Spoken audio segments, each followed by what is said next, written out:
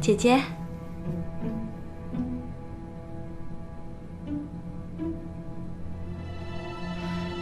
跪下。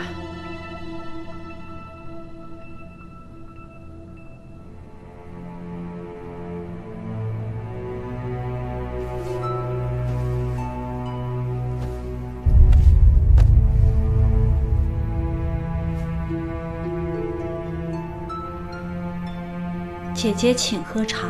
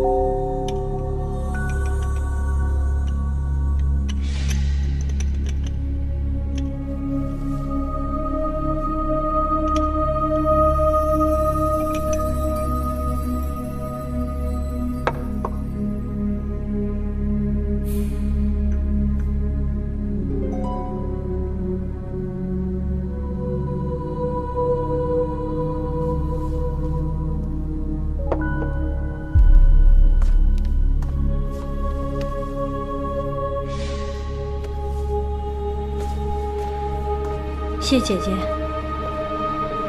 妹妹今后还是要谨言慎行，伺候好侯爷，不要再像昨夜那般，让侯爷败兴而归。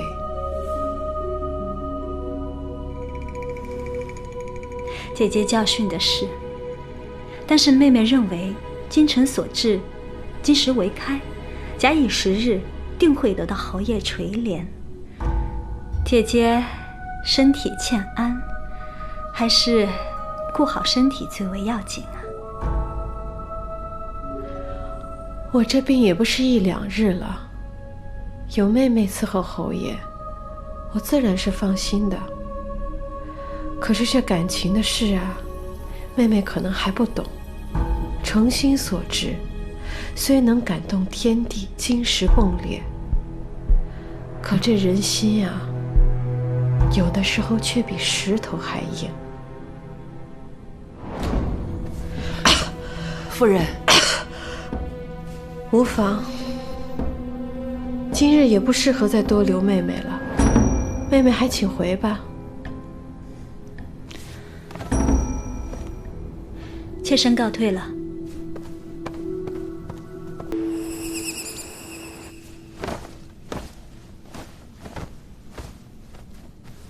你看呀，这么快就绣好了啊！我还在里边放了一张平安符，你带着吧。这明日就要离开了，真的没有一点舍不得。我在余杭的那3年是我最快乐的日子。那个时候，我们虽然生活拮据，经常捉襟见肘，但是我们不用看别人脸色，也不用担心做错了什么要被人责罚，多么自由自在啊！睡觉。好，来。